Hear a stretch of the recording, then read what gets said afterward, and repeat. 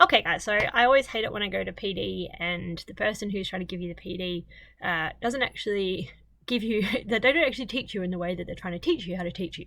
So I thought I'd start off by this just by talking to you in video form.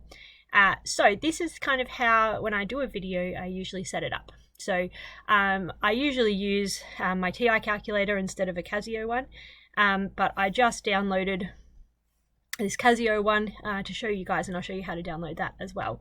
So I usually have my Word document, my calculator, and then I also have this little webcam of me, and I find that, you know, it might not be flattering, it might be embarrassing, but kids really like actually being able to see you while you're teaching them.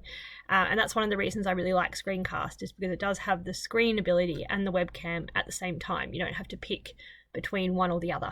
I use my pen.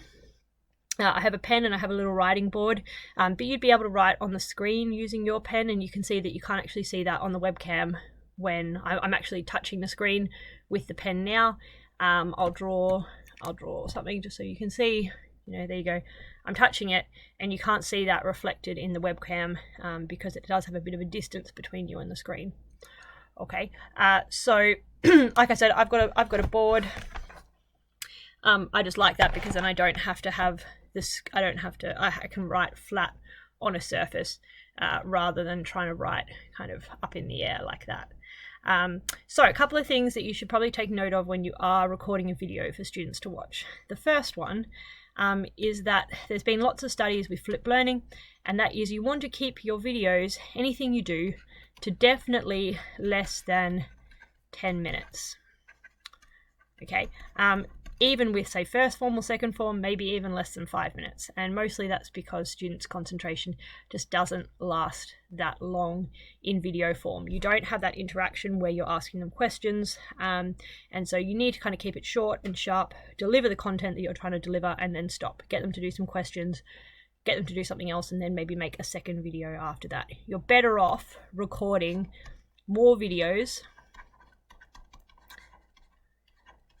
with less time than you are recording one really long one like you would for a whole lesson and trying to expect them to actually get through it. Okay, the other thing is use your technology, okay? So one of the nice things about this is that you can show your calculator and the screen at the same time. When I'm making a video, I always use a calculator, an online calculator. Okay, I always use GeoGebra because visualizations are more and more and more important, again, when you can't gauge how students are understanding you. So that's another really important thing. And also, the fourth thing, I think, is to pick your software that you're using really carefully. So I like to use Screencast for a couple of different reasons. Again, one's the webcam functionality, and the other one is the fact that if I make a mistake, which I do quite a lot because I tend to speak without thinking, I can go back and recut over the bit where I've made a mistake and start again without having lost everything that I've done first. Okay, so the fourth one is, again, use your online resources. Okay, so there's hundreds of different websites where you can do screencasting and videos from. I mean, YouTube's made that so effective, but use that.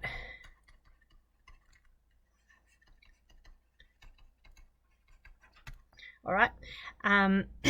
Now, I'm going to transfer to real life form and show you a few of the things that I've kind of learned to do over the last few years. Okay. All right. Thanks. Bye.